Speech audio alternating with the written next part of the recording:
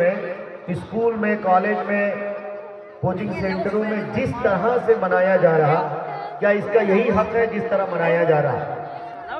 ایک سوال ہے آپ سے، آپ کو یہ بات یاد رکھنی چاہیے کہ سب سے پہلے آپ مسلمان ہیں، اور مسلمان اپنی شریعت کو فراموش کر دے وہ مسلمان نہیں ہو سکتا۔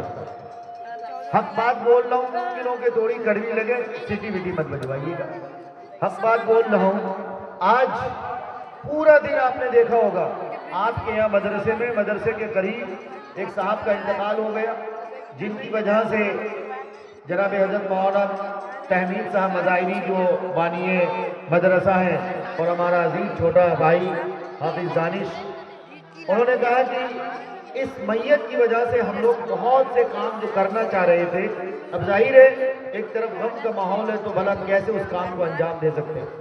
میں نے کہا پروگرام کرائیے، انشاءاللہ ان کے لیے دعا کی جائے گی اور اس دعا کے ذریعے اللہ تعالیٰ ان کے درجات کو بلند کرے گا۔ ہم لوگ انشاءاللہ دعا بھی کریں گے۔ لیکن بزرگوں بھائیوں، مجھے آپ کو ایک بات بتانی ہے، آپ انصاف کے ساتھ بتائیں تعلیم کے اصل معنی کیا ہوتے ہیں؟ قرآن کریم میں اللہ تعالیٰ نے قرآن میں فرمایا بچیوں آپ بات نہ کریں، تعلیم جہاں آتی ہے وہاں تاریکی یعنی اندھیرا پن خود بخود غائب ہو جاتا ہے۔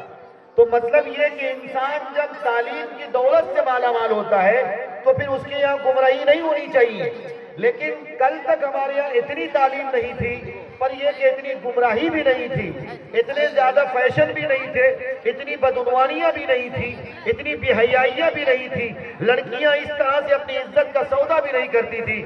آج گھر گھر میٹرک کرنے والی لڑکیاں موجود ہیں، گھر گھر میٹرک کرنے والے لڑکے موجود ہیں، لیکن اس کے باوجود انصاف کے ساتھ بتائیے نہ گھروں میں برکت بچی ہے، نہ ہمارے سماج اور ہماری سوسائٹی میں ترقی بچی ہے۔ حالانکہ کل ہماری تنخواہ صرف اور صرف 4,000 اور 5,000 ہوا کرتی تھی، آج ہمارا نوجوان لڑکا لدھیانہ اور دلی جا کر 15,000، 20,000، 25,000 روپے کماتا، سعودی جاتا 40,000، 50,000 کماتا۔ یعنی پیسے کے اعتبار سے ہم پیسے والے تو ہو گئے، لیکن انصاف سے بتائیے کیا ہمارے اور آپ کے گھر میں سکون بچا ہے؟ کیا ہم اور آپ کی زندگی میں امن بچی ہے؟ امن نہیں ہے۔ آپ تلاش کرو گے تو ایک بات سمجھ میں یہ آئے گی، خدا کی قسم کھا کے کہتا ہوں، آج ہم نے دنیاوی اعتبار سے بہت ترقیاں کی ہیں، ہم سماجی اعتبار سے بھی ترقی کیے ہیں، ہم نے بہت سے اعتبار سے، ٹیکنالوجی کے اعتبار سے ہم 5G تک پہنچ گئے ہیں، ہم پیسے کے اعتبار سے بہت آگے جا چکے ہیں، آن لائن پیمنٹ بھی کرنے لگے، سب کچھ ہوا ہے، لیکن انصاف سے بتائیے کیا اخلاق کی دیواریں کٹی کی نہیں کٹی؟ کیا ہماری آنکھیں بے حیا ہوئی کی نہیں ہوئی؟ کیا ہماری لڑکیاں بدچلن ہوئی کی نہیں ہوئی؟ کیا ہمارے نوجوان لڑکے نشیڑی اور گنجیڑی ہوئے کی نہیں ہوئے؟ کیا سماج میں انصاف کے نام پہ قتل ہوا کی نہیں ہوا؟ ساری برائیاں چڑھ کے بول رہی ہیں۔ جہاں جتنی مسلمانوں کی آبادی ہے وہاں وطنائی کرپشن نظر آتا، جہاں مسلمانوں کی جتنی تعداد نظر آتی وہاں وطنی بے حیائی نظر آتی ہے۔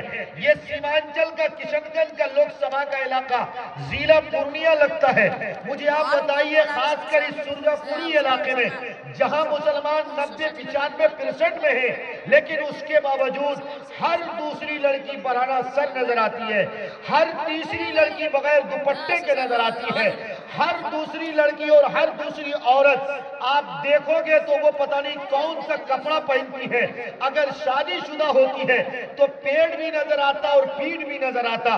بولو یہ سماج پر کلنک ہے کہ نہیں ہے؟ ہم تعلیم میں آگے بڑھے تو یقیناً بڑھے ہیں، لیکن ایسی تعلیم جس تعلیم سے بےہودگی کو فروغ ملے، ایسی تعلیم جس تعلیم سے بے حیائی کو رواج ملے، ایسی تعلیم جس تعلیم سے فیشن کو بڑھاوا ملے، بولو ایسی تعلیم سے جاہل رہنا بہتر ہے کہ نہیں ہے؟ میں آپ کو بتانا چاہتا ہوں لوگوں، ایک بڑے شاعر انہوں نے کہا اللہ سے کرے دور تو تعلیم بھی فتنہ، املاک بھی، جاگیر بھی، اولاد بھی فتنہ، نہ حق کے لیے اٹھے جو شمشیر بھی فتنہ، شمشیر ہی کا نعرہ تکبیر بھی فتنہ۔